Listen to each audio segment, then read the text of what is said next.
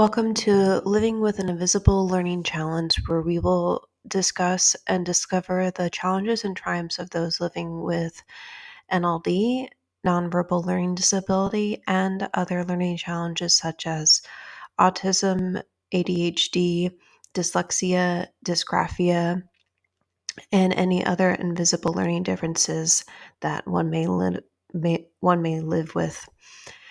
And I like to interview individuals as well who live with various learning challenges. So if you know anybody, please point me their way, or if you are that individual, I would love to interview you on various topics.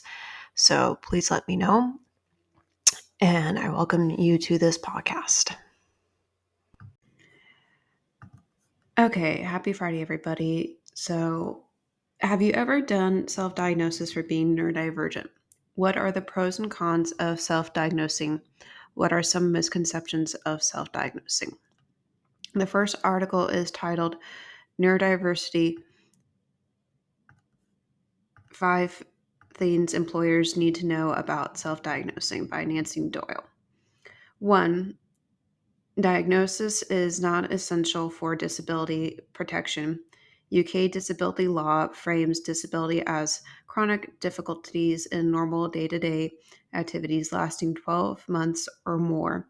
It does not provide a long, exhaustive list of what is covered or not covered. Therefore, if you have an employee who is experiencing chronic difficulties in normal working activities related to communication, for example, literacy or following instructions, memory, or learning, you might do better to assume disability and act protectively.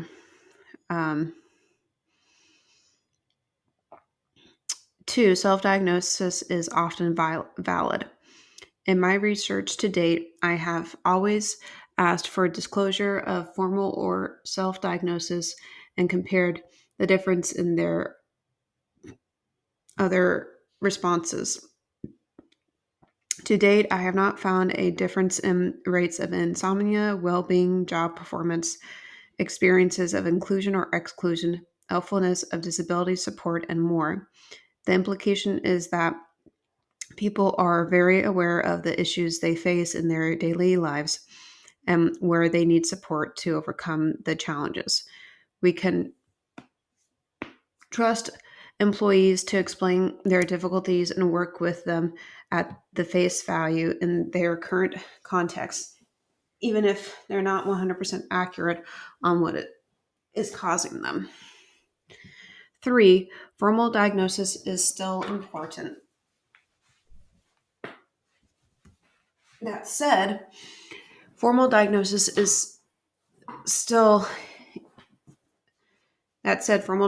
still has a huge value to employees.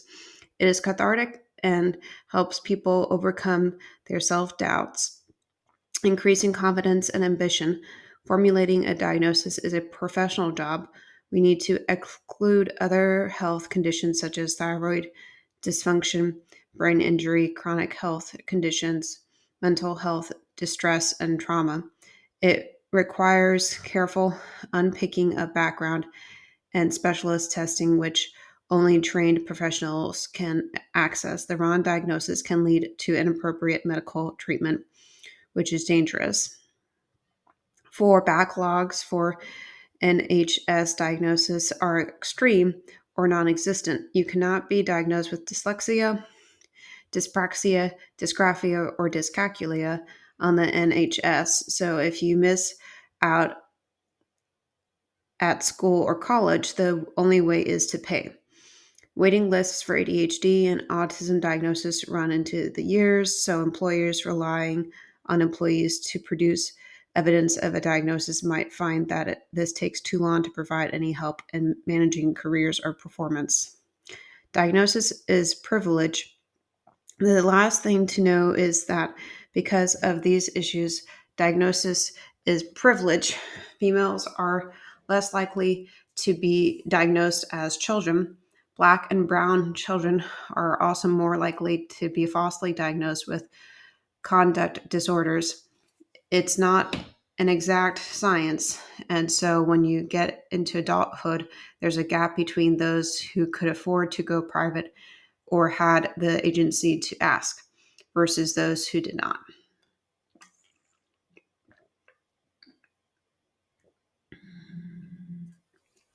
So that information and quote was from the article. And I think that's a good article because it gives you a lot of points why a self-diagnosis is actually easier. I mean, you know yourself better than most people do, and you also can do that for free. I mean, other than basically researching online what challenges or symptoms go with certain disabilities or learning differences, and then seeing if you have that one. There are some tests you can also take online. I don't remember the names or if they're for free, but there are ways you can do it online as well. Um, and I think that often makes it easier to diagnose than trying to do it professional because when, like they said, once you're out of school, it's harder to do it because you have to find somebody to do it for you outside of that kind of background. And you probably have to pay more for it than you would when you're in school because that's probably included in is a a commendation or thing that the school provides, so you probably don't have to pay for it because you're already in school, um, or it's included in what you're paying for school if it's college. um, So the second article is titled Why Many People Are Diagnosing Themselves with Autism and ADHD by Laura Newberry.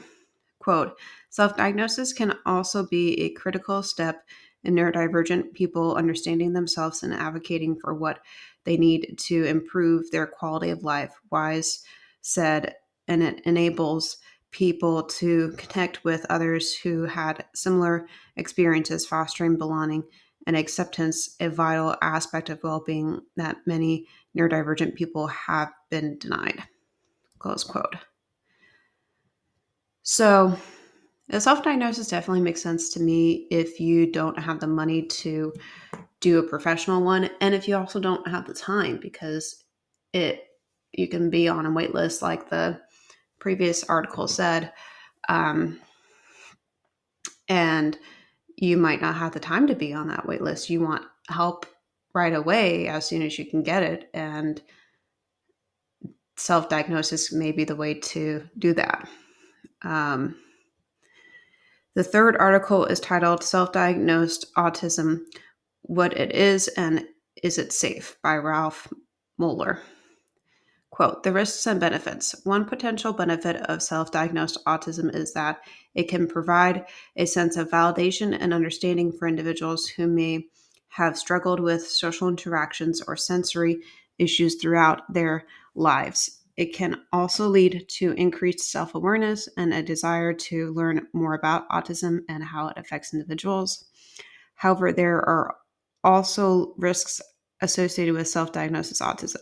Without a formal diagnosis, individuals may be unaware of co-occurring conditions or may be misinterpreting their symptoms. This can lead to a lack of appropriate support and treatment. Additionally, self-diagnosis can lead to a devaluing of the experiences of those who have been formally diagnosed and can contribute to harmful stereotypes and misconceptions about autism. Harmful stereotypes and misconceptions. While self-diagnosis can be empowering for some, it is important to recognize that it can also contribute to harmful stereotypes and misconceptions about autism. When individuals self-diagnose without seeking a formal diagnosis from a medical professional, they may not have access to accurate information about autism and its characteristics. This can lead to a misrepresentation of the autism spectrum and the experiences of those who are formally diagnosed. Self-diagnosis can also perpetuate harmful stereotypes about autism, such as the idea that all autistic individuals are savants or lack empathy. These stereotypes can be damaging because they do not accurately represent the diverse experiences of those on the autism spectrum. Additionally, they can contribute to discrimination and stigmatization of autistic individuals. It is important for those who self diagnose to educate themselves about autism and its characteristics and to seek input from formal diagnoses when possible. By doing so, we can work towards reducing harmful stereotypes and misconceptions about autism and promoting greater understanding and acceptance of neurodiversity. Close quote. So I think that's a good article because it gives the misconceptions of self-diagnosis and why it could be harmful or valuable. Um, for me, I remember what it was like before I had my formal diagnosis in college. High school was easier than college because I had tutors to help me with every subject, and I worked very hard to um, get good grades. And not that I didn't do that in college, but college was a higher level at Berkeley for me than I was used to. And therefore, I wasn't prepared for it properly um, until I took advantage of the tutoring center and got tested and realized, oh, I was right that I do have a learning difference, and it was nonverbal or is nonverbal learning disability.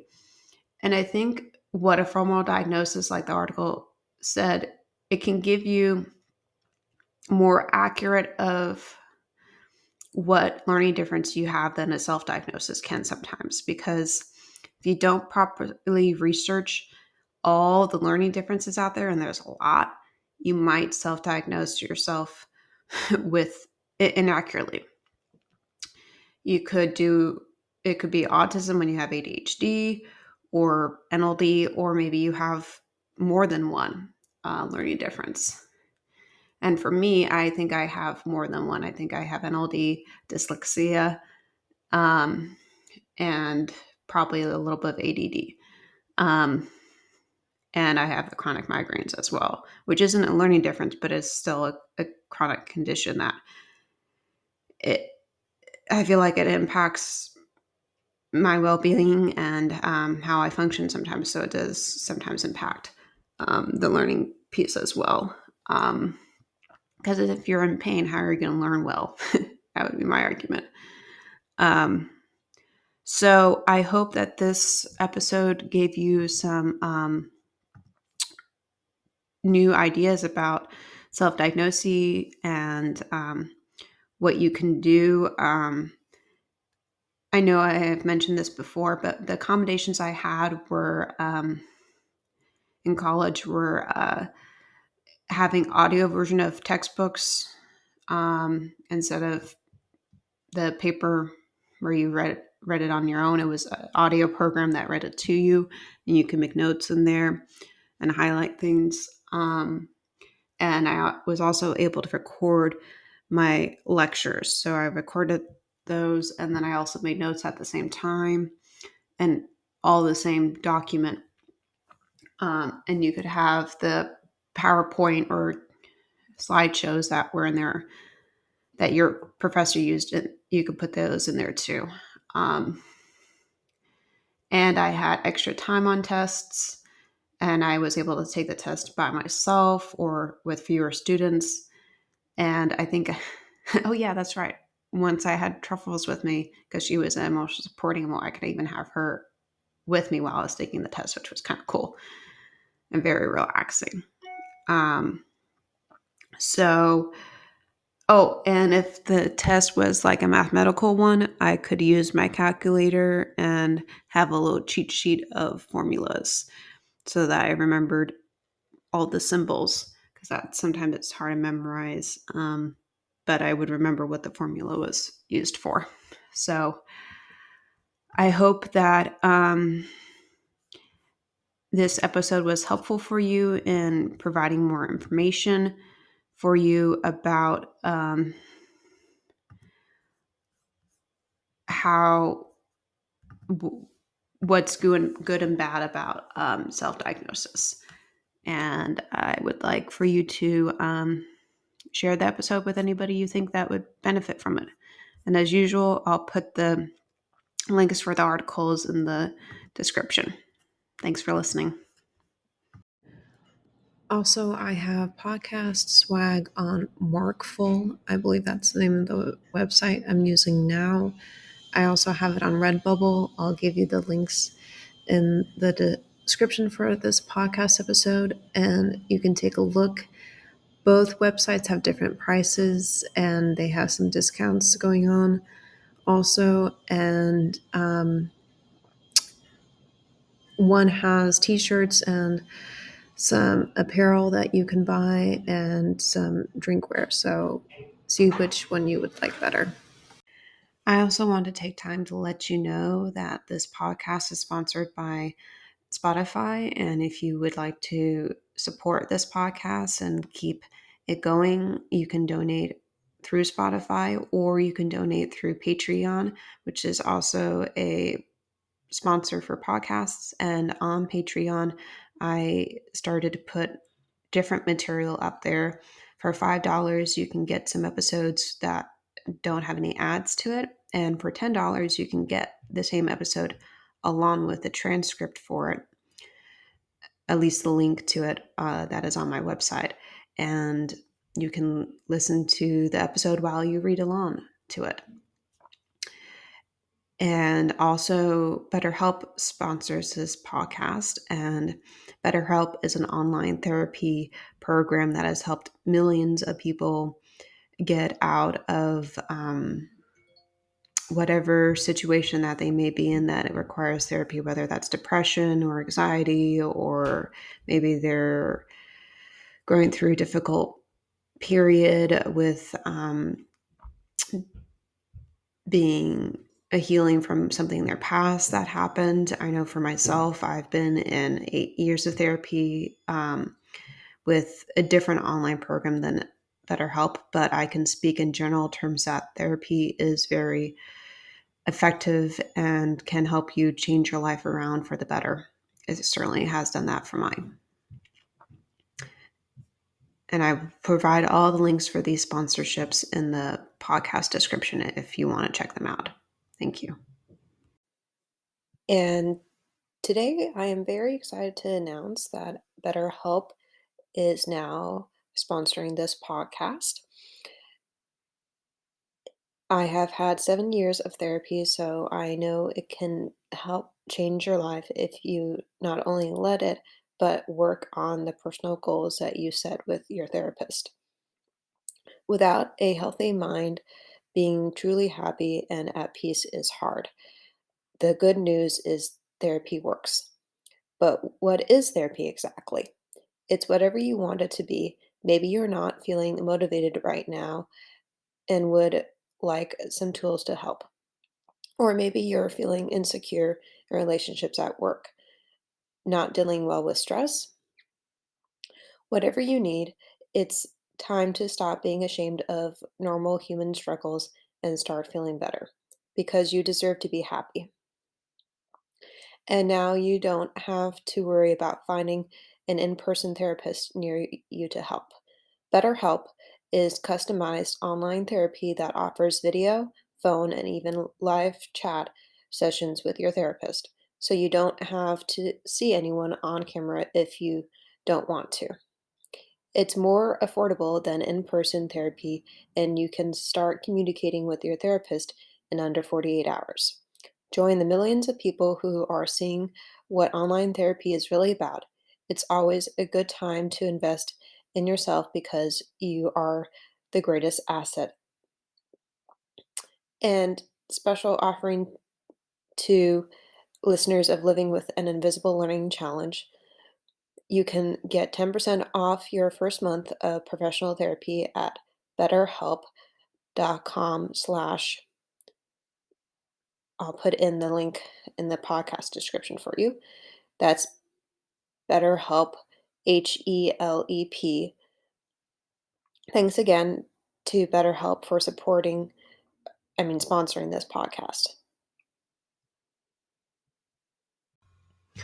I hope that episode was well worth it for you to listen to and that you were able to take something away from it, even if you don't have a learning challenge, or if you do. I hope it was extra worthwhile for you so that you are able to learn something and maybe journal and jot down some few takeaways so that the next time you experience that challenge yourself, you're able to um, learn how to breathe through it more easily, or maybe not have a meltdown or a tantrum, or be able to take away more learning from it and not make the same mistake twice, and be able to also help somebody else go through that experience if you have a friend who has a learning difference and you are neurotypical.